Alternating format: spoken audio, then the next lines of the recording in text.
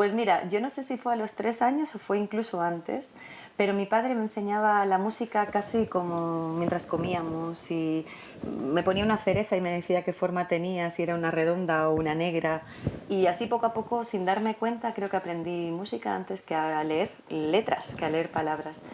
Lo que sí pasaba es que entonces todavía no tocaba ningún instrumento, entonces a lo que me dedicaba era a bailar, me gustaba mucho bailar y aprendí a leer las partituras, pero sobre todo bailaba. Y el violín llegó bastante más tarde. Mi primer profesor de violín, aunque tenía un violín ya antes y intentaba hacer algo con él, el primer profesor de violín que tuve ya tenía casi 14 años. Tuve un profesor antes, pero no era violinista, era un agente de seguros, pero era la única persona en la ciudad que tocaba el violín. Y bueno, el señor me enseñó todo lo que podía y me enseñó mucho amor a la música también, pero realmente un profesor de violín casi tenía 14 años y luego fue todo muy rápido, en realidad. El violín llegó a mí, no fui yo la que lo busqué, no sabíamos muy bien qué instrumento coger y mi padre fue el que me decía el violín o la trompa y empezamos con el violín y me cautivó enseguida. Y es muy curioso porque a veces no sé si es el huevo o la gallina, no sé si realmente me iba muy bien el instrumento o yo me he ido haciendo el instrumento, pero ahora sí que pienso que menos mal que fue el violín, porque nos parecemos mucho, porque el violinista tiene que tener ciertas cualidades o ciertas características, por ejemplo la rapidez, y yo soy una persona muy nerviosa y muy rápida, y, y también porque, bueno, por los intereses que yo tengo, a mí me interesan muchas cosas y hay instrumentos que son muy ricos en repertorio y el piano o el clave y el violín son seguramente dos de ellos. Entonces, con un instrumento así me permite abarcar un repertorio y ya sabes que yo además toco barroco y toco romántico, o sea, todavía quiero abarcar un poco más. Entonces es un instrumento que me ha permitido explorar en muchas facetas de la música que me parecen muy interesantes todas. Bueno, digamos que siempre he llevado una trayectoria un poco no habitual. Empecé tarde, bueno, muchas veces también me decían que ya era demasiado tarde. Algunos profesores me animaron mucho, otros me animaron menos, pero más o menos el amor a la música y el amor al violín fue muy claro y me di mucha prisa, fui muy rápida. Tuve la gran suerte de muy rápidamente conseguir un premio importante a nivel nacional y a partir de ahí pues eso me dio la confianza necesaria como para irme a estudiar fuera de España, que era lo que yo quería en ese momento, que no era la España de ahora tampoco. Entonces escuché a un profesor por la radio, escuché a un violinista por la radio y dije yo quiero estudiar con ese. Y con ese violinista pude irme a estudiar a Alemania, que era Nicolás Chumachenko. Él tuvo mucha paciencia para enseñarme todo lo que yo no había aprendido y creo que yo tuve también mucha paciencia para replantearme todo desde Adán y Eva y aprendí muchísimo con él. Seguramente la técnica se la debo a él. Y, y luego pues fue la época en la que ya más o menos con el instrumento sabía por dónde ir, pero había también otra cosa que me gustaba mucho, que era la música barroca y que todavía, bueno, incluso hoy en día a veces van muy separadas un repertorio del otro, ¿no? Entonces cuando llegué a Viena a hacer mi máster con otro violinista que también había visto en vídeo y que también me había fascinado, que era el primer violinista del cuarteto Alban Berg, aproveché para tener clases también de música barroca, iniciarme en el barroco y lo que yo pensaba que iba a ser simplemente para probar, pues se convirtió en mi vida. Pero nunca quise dejar ninguno de los dos repertorios, así que empezó una época de mucho estudio, todavía más que antes, para llevar los dos instrumentos a la vez. Después de hacer mi máster ya en Viena, fue cuando realmente puedo decir que empecé a aprender cosas, porque hasta entonces había aprendido mucho, había tenido grandes maestros, pero todavía más, creo más importante es cuando ya terminas y empiezas a trabajar. Y ahí tuve mucha suerte, ahí tuve la gran suerte de empezar a trabajar en orquestas y en grupos, hacer muchas cosas diversas, que es lo que siempre me ha gustado, pero poder, pues eso, tener clases pagadas con Claudio Abbado, con Daniel Harding, con Minkowski, con Christie, bueno, me voy a dejar muchísimos nombres y con compañeros como Kenneth Wise o Nicolau de Figueiredo, recientemente fallecido, desgraciadamente. Gente con la que pude tocar y con la que realmente empecé a aprender a otro nivel, ¿no? Y que me ha marcado muchísimo. También acompañando a grandes cantantes, Anne-Sophie von Otter, la Bartoli. Aprendía de todo lo que tenía la oportunidad de estar cerca, ¿no? Y, Y bueno, poco a poco creo que así que después he empezado a aprender de mis propios alumnos, porque dando clases es cuando más aprendes. Y creo que el aprendizaje es algo que en la música, bueno, en todo, pero en la música no para, ni va a parar nunca, y si para, mala señal, ¿no? Yo estoy muy agradecida a Alemania, porque Alemania a mí me permitió lo que no pude hacer en España en ese momento, o lo que no me era accesible en España en ese momento, o lo que yo no sentía por parte de España hacia mí en ese momento lo sentía por parte de Alemania. Alemania me dio la mejor educación gratuita, me dio mi primera beca con la Alexander von Humboldt, con la que pude pagarme todo de la carrera. Me dio mis primeros discos, mi label, mi sello es Pan Classics, que es alemán. Me ha dado los primeros conciertos de solista, me dio la confianza. Cuando iba por la calle y decía que era violinista en España, me preguntaban, bueno, ¿pero qué estudias? Y cuando lo decía en Alemania me decían, ¿no? Como con gran respeto. Soy una amante y sobre todo estoy muy agradecida a Alemania. A Alemania y a Austria por ende, pero sobre todo a Alemania porque fue el primer sitio en el que estuve. La ventaja de ser universidad, en realidad eso da un poco igual. El tema de ser o no ser universidad, obviamente los estudios yo creo que están mucho mejor estructurados de música, mucho mejor estructurados allí, en Centro Europa. Pero el problema es un problema de la seriedad con la que se toman los estudios. Y ahí sí que desgraciadamente en España yo llevo siendo catedrática 11 años y lo hago con todo el amor y con toda la dedicación y con todo el cariño que puedo y intentando hacer lo mejor que puedo. Pero creo que en España todavía nos quedan años luz para que las enseñanzas de música sean tomadas en serio y estructuradas como debieran. Seguramente no solo las de música, pero hablo de lo que me concierne y de lo que conozco bien. Entonces el tema de que sean o no universitarias en España, aunque solo fuera por un tema de reconocimiento, ya sería algo. Luego da un poco igual si eres o no universitario, yo lo soy y estoy orgullosa de ello, pero no es el tema en sí, es ese reconocimiento a una carrera que dura muchísimos años, en realidad toda una vida, y que creo que todavía, habiendo grandes músicos como hay en España y grandes escuelas como empieza a haber, que por parte de la política no se tome lo en serio que se debería de tomar, creo. Vale, ser concertino es algo muy especial porque eres el mediador entre el director y la orquesta. Yo también he estado de tutti en los primeros violines de otras orquestas y también he estado, o sea, conozco muy bien varias situaciones en la orquesta, con lo cual también sé muy bien lo que se espera de un concertino y cuando me toca hacerlo pues intento cumplir con esa función. Es una función sobre todo de liderar y creo que lo importante, igual que cuando se dirige, es más seducir que imponer, es más invitar que otra cosa, ¿no? Es más hacer grupo y hacer piña entre la orquesta y la gente, lo cual no siempre es fácil porque somos muchos y cada uno está muy bien formado, pero me parece bonito en el sentido de que aglutinas mucho al grupo y si lo consigues es maravilloso. Luego lo que hablabas de la Vila Música era la música de cámara, que era una fundación que se dedica a la música de cámara y que seguramente es lo que más me gusta dentro de la música, porque es el diálogo, ¿no? Como lo que estamos haciendo ahora tú y yo, es compartir con otra gente, con otros músicos y dejarte también variar y cambiar por ellos. Y me parece que la música de cámara siempre te cambia y eso me parece muy enriquecedor. Y luego está el tema del solista.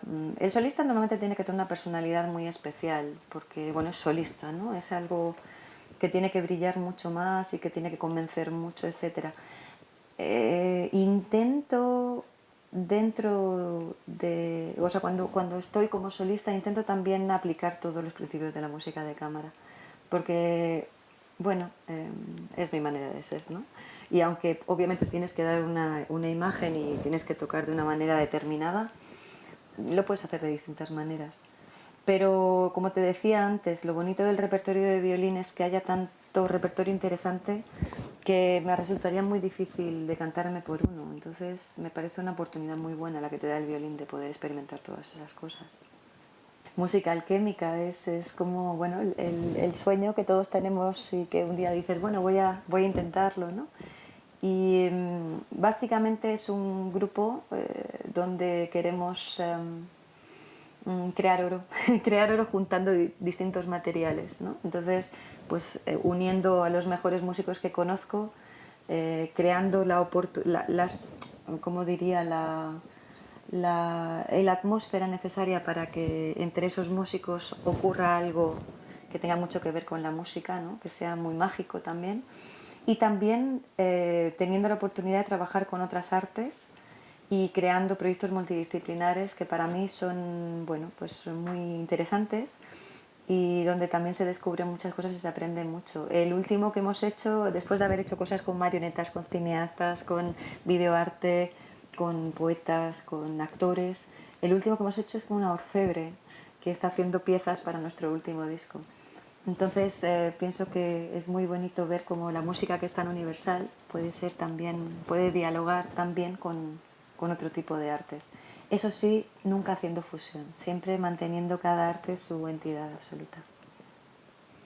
Una compositora, la compositora del Rey Sol, una sorpresa porque, bueno, no hay muchas mujeres compositoras y siempre pienso y siempre lo diré que ella es tiene un valor increíble, no solo como mujer, sino como compositora, es una gran compositora. Y las sonatas de violín son unas sonatas además muy especiales que ella escribe en un momento muy especial de su vida, un poco doloroso, cuando pierde a varios de los miembros de su familia, incluido su hijo. Y también las escribe después de escuchar las sonatas de Corelli, y hay un momento de cambio en la música, y en el caso de ella es muy bonito ver cómo ese oficio lo transformó y juntó muy bien los estilos franceses e italianos. Tenía un oficio increíble, era una gran, gran compositora y muy reconocida en su tiempo. Vivaldi fue una de esas cosas que caen del cielo. Yo había trabajado con un musicólogo francés, Olivier Fauré, para el disco de Jacques Pelaguer, para asegurarme de que ciertas cosas estaban bien hechas y para preguntar algunos aspectos. Y justamente él pues está editando mucha obra de Vivaldi, mucha de ellas todavía inédita, y él pues ante mi interés me pasó ciertas obras que él consideraba que podían irme bien, y creo que eligió muy bien, que supo sacar obras que realmente eran, bueno, afines a mi carácter y a mi manera de tocar.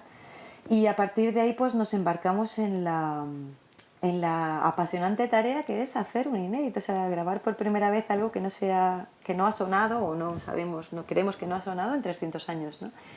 Y me aportó todo tipo de experiencias, aparte de que, bueno, nos puso un poco en el mapa también al grupo a nivel internacional, aunque con Jacquet ya habíamos ganado 5 diapasones, que no estaba nada mal en Francia como grupo español, pero sí que eso pues tuvo bastante repercusión, y pudimos trabajar también con música alquímica. Tuvimos la gran suerte de hacer un vídeo en el Teatro Carlos III del Escorial que nos rodó Sima Hosenthal, y a partir de ahí, trabajando con Paco García del Águila, pudimos desplegar ahí toda la fantasía veneciana y todo aquello que hicimos, que nos lo pasamos fenomenal, y que creo que fue una de las cosas más bonitas y con más éxito que ha hecho música alquímica, y que más visitas está recibiendo y más enhorabuenas. Rosenkranzsonaten. Bueno, eso ya fue bucear muy hondo. Las sonatas del Rosario de Vives son una obra muy emblemática, y es una obra de autor, es una de esas cosas de los freaks de la música, ¿no? Que adoran y que coleccionan en todas sus versiones. Y bueno, había que hacerlo, fue un reto, todavía más que el de Vivaldi, porque con Vivaldi decían nos van a comparar con todos los que han grabado Vivaldi, pero con Vives nos comparaban directamente con todos los que han grabado esa misma obra. Pero bueno, no hay que pensar en esas cosas cuando se graba o cuando se hace algo, y lo hicimos de corazón, y lo hicimos sumergiéndonos en ello, y lo hicimos de una manera muy teatral también. Le quisimos ver a estas sonatas la parte muy teatral y también muy cristiana, en contraposición a algo más luterano, como hay otras versiones. Y es algo que bueno, ha habido a mucha gente que le ha gustado mucho, y bueno, es simplemente la visión que tuvimos, muy simbólica, y de una música que es muy especial, no solo por las escordaturas, por el tema de que el violín es afinado de 15 maneras distintas, sino por la propia música en sí, que es muy fuerte, muy potente. El estilo es fantástico, es muy denso, y yo siempre lo comparo con la música experimental de los 60, del siglo XX, porque me parece un tipo de música así un poco, no digo en drogas, pero sí en un poco LSD, quizá un LSD más natural. Pero bueno, fue una experiencia maravillosa y nos está trayendo muchas, muchas alegrías. Bueno, y esto sí que va a ser una primicia. Hace apenas un par de semanas hemos grabado nuestro último disco, que esperamos que salga a finales del invierno o muy principios de la primavera. Y en este caso, otra vez, nos hemos embarcado en un disco doble, que son todas las sonatas Opus 5 de Corelli. Las sonatas Opus 5 de Corelli es una música que se compuso por el que entonces era considerado uno de los más grandes compositores, seguramente el más famoso de su época, el que más vivió gloria en vida. Después vendría Händel, por supuesto, pero en ese momento fue así. Y el 1 de enero de 1700, como de manera premonitoria, publica estas sonatas las que seguramente llevaba bastante tiempo trabajando, y cambia la historia de la música realmente. Lo que me gusta mucho es que también son unas sonatas que dudé mucho de grabarlas ahora, porque también están muy bien grabadas ya y muy bien interpretadas. Pero bueno, al final me lancé a ello porque sentí que sí, que tenía algo que decir en ellas, y sobre todo porque después de Bieber, que era esa música que os contaba tan, no oscura, pero profunda y densa, Corelli es todo lo contrario, es la forma, es la arquitectura, es la luz, la armonía, con sus momentos por supuesto también con mucho carácter, porque para eso es italiano, y con su folía final, la locura que cierra la colección, pero sí una música muchísimo más luminosa y que parecía que hacía muy bien el yin y el yang con la música de Bieber anterior, que habíamos grabado anteriormente. Y luego además con un reto muy bonito, y es que en estas sonatas hay muchos movimientos que tienen que ser ornamentados, y algunos realmente muy ornamentados, porque si no, no funcionan. Bueno, funcionan de cualquier manera, obviamente, pero requieren esa ornamentación. Sabemos que muchos violinistas dejaron ornamentaciones escritas, y bueno, me lancé a escribir las mías, y ha sido un trabajo de meses, de 2 o 3 meses, en los que bueno, he escrito, he probado, he improvisado, he vuelto a probar, y bueno, hemos llegado a una versión, porque solo se puede grabar una en un disco, pero bueno, que a mí me ha supuesto un enriquecimiento muy grande, y me ha recordado un poco a los músicos de jazz que tanto envidio, que pueden pues también hacer sus versiones de los temas sin perder nunca el respeto enorme y encomendándome en todo momento al maestro, ¿no? Pero ha sido muy divertido, muy bonito, y con los compañeros que he tenido, el tema de la improvisación, con Dani Espasa en concreto y con Marco Testori, que son el núcleo del grupo, y luego con todos los demás, hemos podido probar cosas increíbles donde ellos también han desplegado imaginación, y yo he sentido realmente un poco esa sensación jazzística tocando y grabando, que creo que traspasa a la grabación, que se escuchará bien. Bueno, se supone que en el barroco se improvisa, de alguna manera siempre hay algo de espacio para la improvisación, pero en las sonatas Opus 5 de Corelli hay movimientos que están escritos de una manera muy sencilla y que raramente han sido tocados realmente solamente como estaban escritos. Tenemos varias versiones, una de ellas se atribuye, la de Roger en Ámsterdam, se atribuye a Corelli, hay quien dice que sí es de él, hay quien dice que no es de él. Yo no lo sé, pero luego tenemos unos 20 violinistas más que dejaron durante el siglo XVIII ornamentaciones escritas de varios de los movimientos. Entonces vemos que realmente era una práctica en el momento, que realmente todos los violinistas cuando tocaban ciertos movimientos los embellecían, unos más, otros menos, unos lo improvisaban, otros lo escribían. También según el grado de elaboración hay que escribir o hacer por lo menos ciertos apuntes o ciertos bocetos, digamos. Y también de otros, me viene ahora a la cabeza que también grabamos, cuando grabamos Vivaldi, grabamos un movimiento ornamentado por Pisendel, por el violinista alemán de la música de Vivaldi. O sea, era algo que se hacía, y cuanto más sencilla es la escritura que deja el compositor, más da pie a que tú la embellezcas. Por ejemplo, en el caso de Bach, de las partitas, hay muchos movimientos que son embellecimientos escritos, ornamentaciones escritas, con lo cual ya no puedes poner más sobre eso, o no deberías, ¿no? Uno invita a hacerlo, pero cuando está tan sencillo parece que te está dejando un marco, y ese marco está tan bien compuesto que yo me imagino una arquitectura perfecta con muchas ventanas abiertas con las que tú te puedes escapar, pero siempre la arquitectura está en ese sitio, el hogar está ahí abajo, ¿no? Y produce mucho respeto, pero también produce mucho placer, porque es muy bueno lo que hay, y de ahí tú puedes desplegarte.